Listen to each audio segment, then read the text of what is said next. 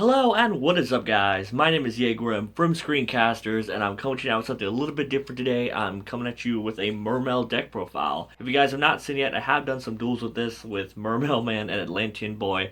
There'll be a link to it down below, and at the top right side of your screen is also an annotation there if you guys want to see it. But yeah, this is my Mermail deck profile. It's a really fun build. I really do enjoy it. It's one of the most explosive decks I have on the channel, and I hope you guys enjoyed it. And hopefully it doesn't get hit by the ban list. So yeah, without further ado, let's get started. So this is my Mermail deck profile, guys, with the inclusion of Treatoad into the Mermail deck with Bahamut Shark and stuff. I do run a heavier Mermail lineup than most Mermail decks, solely because they really do help in the mid to late game. A lot of Mermail decks I'm seeing only run like 3 Megalo, Marksman, Infantry, Atlantean stuff and go for the heavy OTK. I, on the other hand, disagree with that. The Mermails themselves, like for example Pike and Lind and Gund and stuff, they help you in the mid to late game because they give you more resources to work with and they recur very well. I am considering putting in the Turge because you do see more level 4s. I might cut out the Lind for the Turge, but that's up for personal preference. I do prefer 3 heavy infantry. Most of the time I would prefer 2, but it really helps in the OTK. It pops scales, like the Metal Foe stuff, pops monsters, which is a really good card, helps clear things for the OTK. I was thinking about Marksman to 1, but this deck does lose to back row pretty easily, like Skill Drain and a well-timed Venus Chain can really hurt you. So it's just nice to snipe it when you can.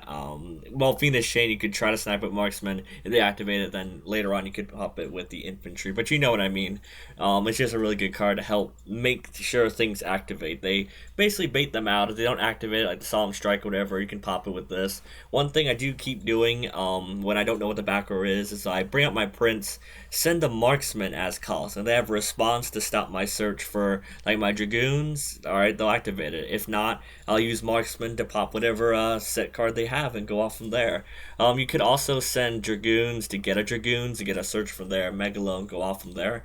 But that's just one of the plays you can do. I do triple Maxi because this deck does want to go second. However, you don't want your opponent to make too big of a board, like ABC setting up their big, Cyber Dragon Infinity and the Buster Dragon and all that other nonsense. You just gotta stop them when you can, because they don't want to do that going first. I mean, yes, they do, but they don't want you to draw while you're doing it. Veiler has earned a spot in the main, not only because it's a tuner, but also stops a lot of really good things, like Idea from the Monarchs, like the gadgets and ABCs and stuff like that. One thing I really do love about this deck is you have a lot of search power and not too much draw power. What that means is like your one-ofs, like Mooling Glacia and Abyssgale Mizuchi, you hardly ever draw into them when you don't need them, which is really good. You space all your monsters are very good, and you basically search them when you need them. Things that you can search that are one-ofs and you don't want to draw into them, you're less likely to draw into them because your actual draw power cards are Upstart and the Morays of Greeds. Now, Moray of Greed is really good because it helps you get into the Mermails you need by ditching the ones you don't want and putting them back into the deck to reuse later. For example, if you draw into like a Gamecill and like a Abyssgund and no other waters, you can shuffle them back and draw 3 cards. So it's basically a better magical mallet. This card basically helps unbreak your hand, which is very good. And in a really combo-oriented deck like Mermails, I found out 2 more agree is just freaking amazing. Now, I did include a Dark Hole in the deck because you just want OTK, and Regeki just ain't good enough sometimes, sometimes you just don't draw into your Regeki, so Dark Holing the board and then popping their back row as Marksman is very good. 3 Instant Fusion because you want to see your Norden, you want to get to your Dweller, and since this is the Treatoad version, you want to get into your Bahamut Shark. I mean, yes, in the TCG, you only have one real target, which is Norden, but you could like tech in like a Carbonala Warrior or any other level 4 fusion monster fill in for the rare fish, because for whatever reason he's an OCG exclusive and Konami won't let us have him. So that's something. And the synchro is just some stuff you can make. Coral Dragon, it's a tuner. You could go the Ultimaya route.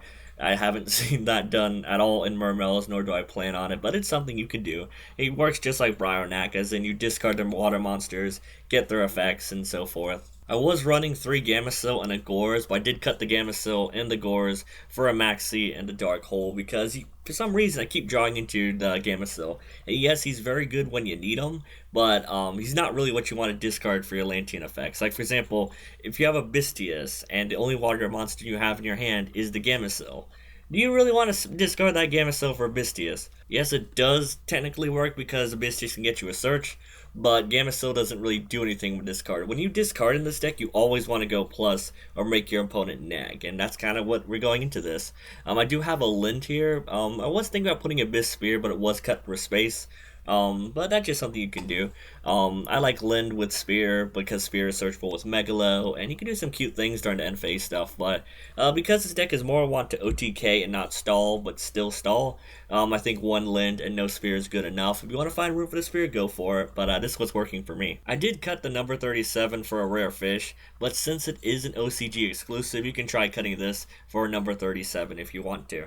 Herald's really good for a nice negate, and all these synchros do stuff. Not really. I mean, you don't go into them too often, only when you're already winning, so you can cut some of them. Although the ones you'll be going into most of the time is Meteor Burst, Tatsunoko, and Leo. Well, Leo from Tatsunoko, but Meteor Burst has its uses. It's really good, and I do enjoy using the card.